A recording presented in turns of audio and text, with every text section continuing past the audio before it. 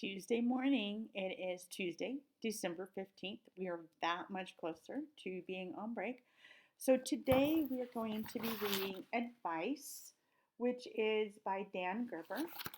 And Mr. Gerber was born in Fremont, Michigan, and he read a poem by Alfred Noyes, and he got so enamored of that poem and the power of language. And he said that when I read the poem, it made the hair on the back of my neck stand up. And so he studied journalism and he got an English degree in 1962. And he was a race car driver and he almost died in a crash in 1966. So then he decided to better teach some high school English and keep writing. And he has some books and he lives and writes in California, which means he's still alive. So let's read his poem, Advice. And while we're reading this poem, we're going to listen to it, but we're also going to think about some metaphors. And the character's dad is kind of comparing friendship to some things. So listen up. You know how, after it rains, my father told me one August afternoon, when I struggled with something hurtful, my best friend had said, how worms come out and crawl all over the sidewalk, and it stays a big mess a long time after it's over if you step on them. Leave them alone, he went on to say after clearing his throat, and when the rain stops, they crawl back into the ground. So I'll read it one more time. You know how after it rains, my father told me one August afternoon, when I struggled with something hurtful, my best friend had said, how worms come out and crawl all over the sidewalk, and it stays a big mess a long time after it's over if you step on them.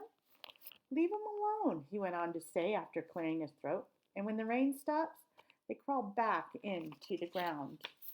So now we're going to go to the next page and we're going to look at these questions. The speaker tells us that he struggled with a friend's words. Based on that, how do you think the speaker felt about what happened? So I'm hoping that if you're struggling with something that your friend says, you're probably not really happy. And what do the worms do in stanza 1, and how do the people react to them? And what does the father believes happens if you step on the worms there? And in stanza 2, he says a different way. Dad says a different way. How can you handle that? His dad says. And what happens to the worms if people do what Dad says in stanza number 2? So these are the questions we'll be working on. Okay. And we'll also be asking you to do Amplify. Send me a screenshot of your last page on Amplify.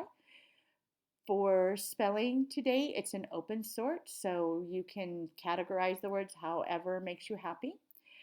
And for reading, I know it's the R word, but I'm asking you to read for 15 minutes, and then there's 6 questions I need you to answer on a Google Doc and upload. If you did not do the bell ringer, that needs to be done for today, and anything that you missed from yesterday. So I will see you in class shortly. Have a good one.